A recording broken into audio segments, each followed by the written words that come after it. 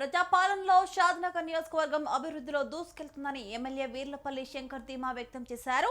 షాద్నగర్ పట్టణంలో కాంగ్రెస్ నాయకులు తో కలిసి ఆయన భారీ ర్యాలీ నిర్వహించారు.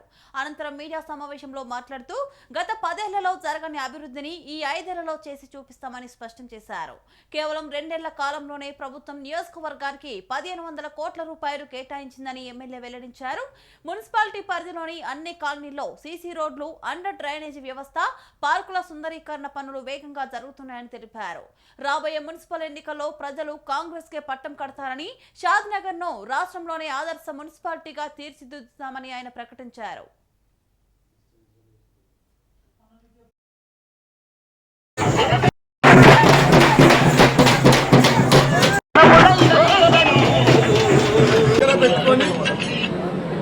ఈ యొక్క మున్సిపాలిటీలను అన్ని విధాల అభివృద్ధి చేయాలని చెప్పి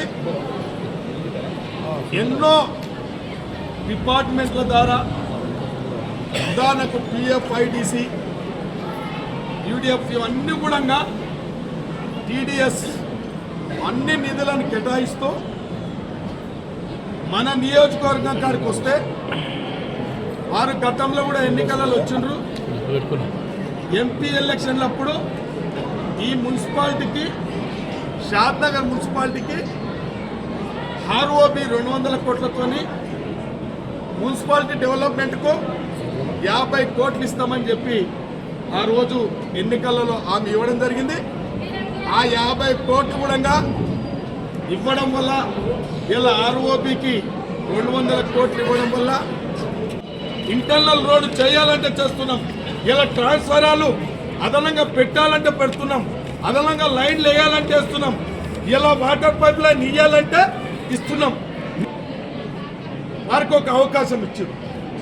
వాళ్ళ అభివృద్ధి చూసారు, వాళ్ళ పనితీరు చూసారు, వాళ్ళ పరిపాలన చూసారు, వాళ్ళ అవినీతి చూసారు, వాళ్ళ నీతి చూసారు, వాళ్ళ దౌర్జన్యం చూసారు, వాళ్ళ దుర్మార్గాలు చూసారు.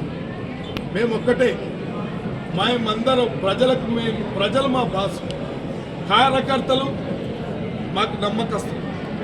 మేము కార్యకర్తలకు నచ్చే విధంగా, ప్రజలు నచ్చే విధంగా భారీ ర్యాలీ నిర్వహించి మున్సిపల్ పరిధిలో ఉన్న అందరు ప్రజలను కలిసి